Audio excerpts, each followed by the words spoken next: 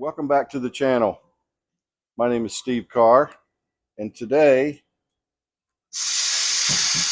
we're going to be working on a 23.5 CVO 121. This model was the first model released with the VVT variable valve timing cam setup, and we were fortunate enough to get what I was told from Cyclerama, the 13th cam that they shipped out for this application. And we also are one of the first in the country, according to Zippers, to receive the new Thundermax that's set up for the VVT application. I'm going to go through this in detail as best I can, the entire process from right this minute until we get done riding it and testing it and tuning it. This is going to be a very interesting video because everybody's been waiting for almost 2 years for these cams and tuners to come out, and now things are starting to emerge, and we're very interested in seeing what the results are going to be. Hang tight, let me get everything set up.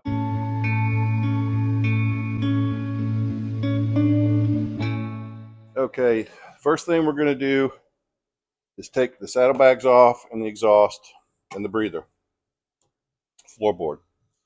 That's the first thing that we're going to do, which is what you have to do. Everybody knows that. And we'll go from there.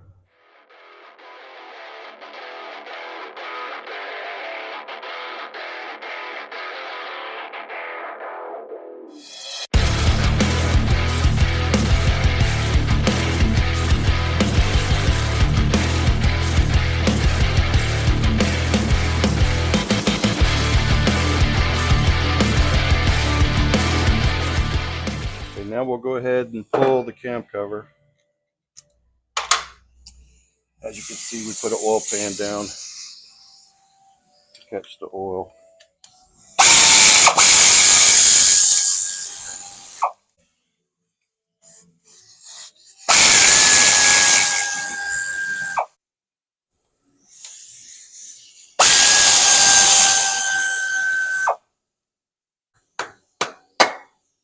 Sometimes you got to give them a little tap. All right, so now we have the new variable valve timing setup exposed.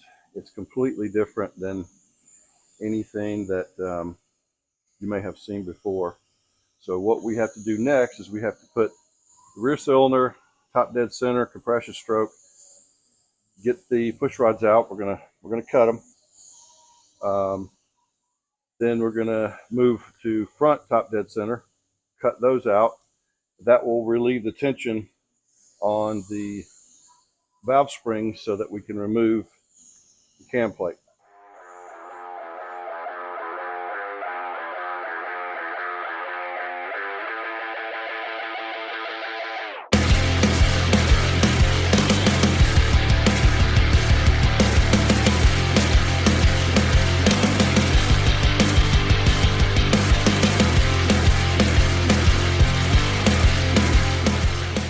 Some of you may be wondering why I'm all jacked up in here like this, trying to do this. Why didn't I use my other hand? Well, this is the hand that I broke, and it's got a plate in it, and I don't want to risk screwing my hand up any worse than it is. So that explains why I'm jockeying around in here like this today. Okay, we're going to go ahead and take the cam chain tensioner off, lay it to the side. And now we're going to go ahead and take off the bottom cam gear bolt. Holds the bottom cam gear to the crankshaft. Lay that bolt aside. Okay, now we're going to go ahead and pull the cam plate bolts off.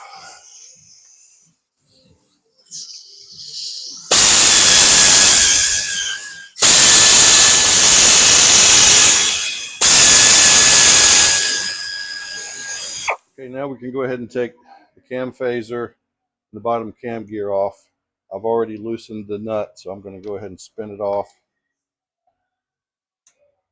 and pull everything apart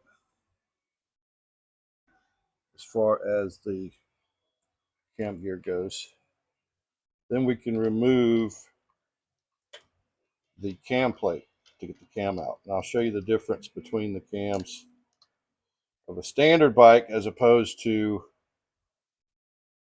a VVT bike.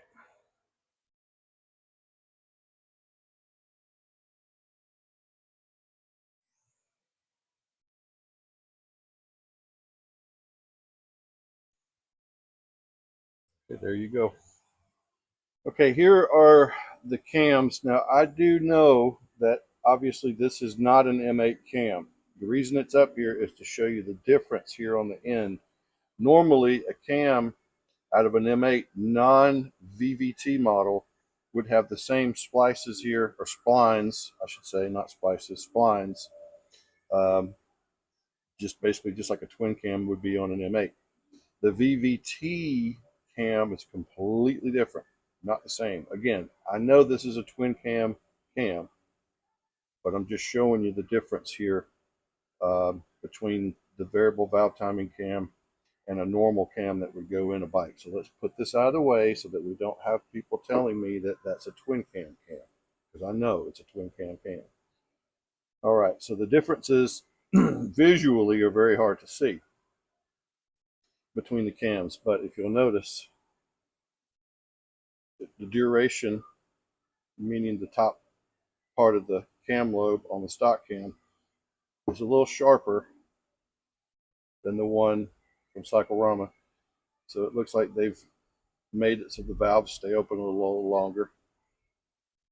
The lift is probably a little bit different. The distance between the base circle and the top is probably a little different. I'm not a cam expert on design of cams, but that just visually, that's what I'm seeing.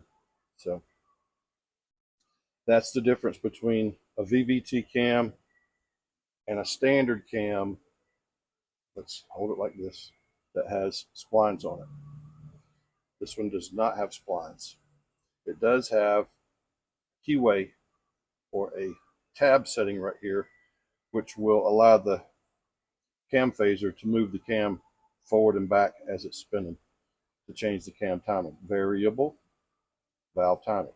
These would never do that. These will.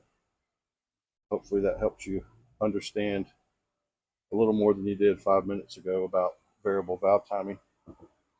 It's a very complex system.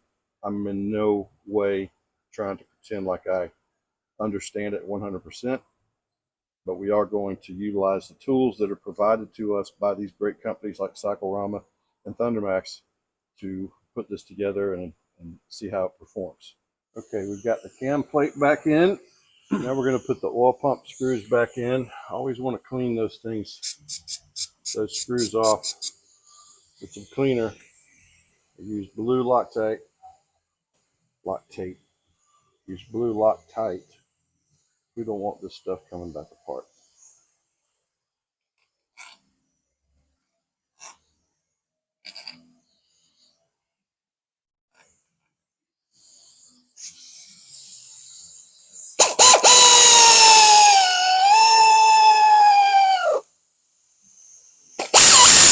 Okay, these are torqued at 115 inch-pounds.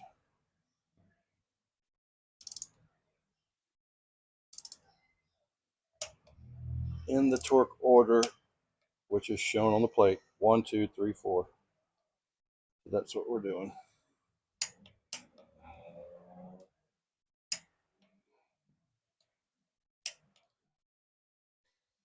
And now we're going to go ahead and put the cam plate screws back. We're going to Loctite those individually and clean those individually as well.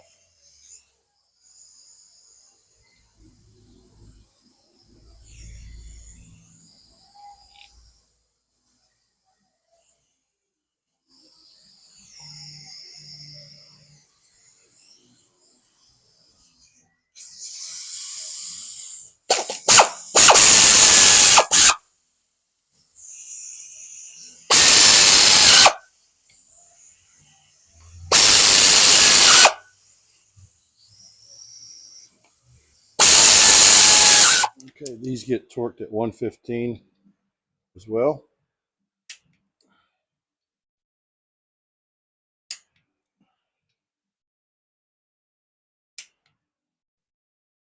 All right, we've got our cam plate back together. Cam, bottom cam gear bolt, top cam gear bolt. These are all torqued to spec with red Loctite. Timing marks are set up. This is very, very specific on the way this fits in there. It's very easy for this cam to come out of alignment back behind here. There's a whole process behind it. It's not for the do-it-yourselfer at home, I don't believe, not yet. If you want to try it, go ahead. This is a very specific fitment.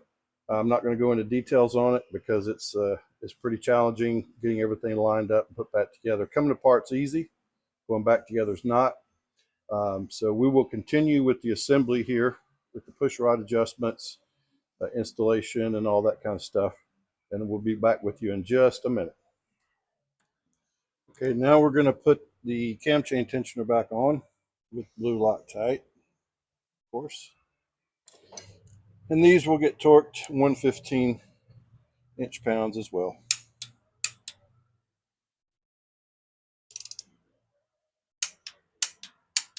Okay, we've rotated our engine to make sure that the front cylinder is on top dead center on the compression stroke. Now we're going to go ahead and install the adjustable push rods on the front. Then we'll work our way back. We'll move the motor to top dead center on the rear, install those push rods, and then we'll go and put everything back together with the exhaust. Then we'll install the Thundermax. But I'm going to go ahead and put this on time lapse for a little bit and scoot through some of this standard type stuff that we do.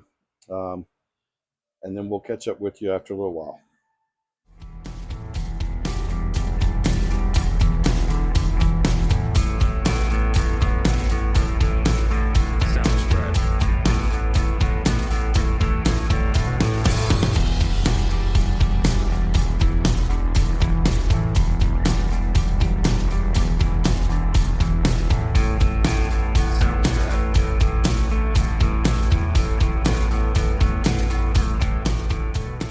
Okay, so all the boring stuff is done. The push rods are adjusted. Tappet's bled. I went ahead during the bleed out time for the lifters. I went ahead and reassembled the cover back on and put the VVT, plugged those back in and put the cover back on with a new gasket. So this is going to conclude part one of this video. Getting late in the day, so I'm going to head towards the hacienda.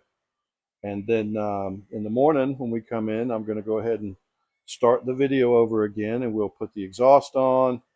We're still waiting for the breather. We can do the Thundermax, do the initial run up, and see how this thing turns out. So hang in there. Video number 2 will be posted probably tomorrow or Wednesday, the 22nd or 23rd of April. Thanks for tuning in. I'll talk to you tomorrow or the next day. Thanks. I'm Steve Carr. Talk to you later. Bye-bye.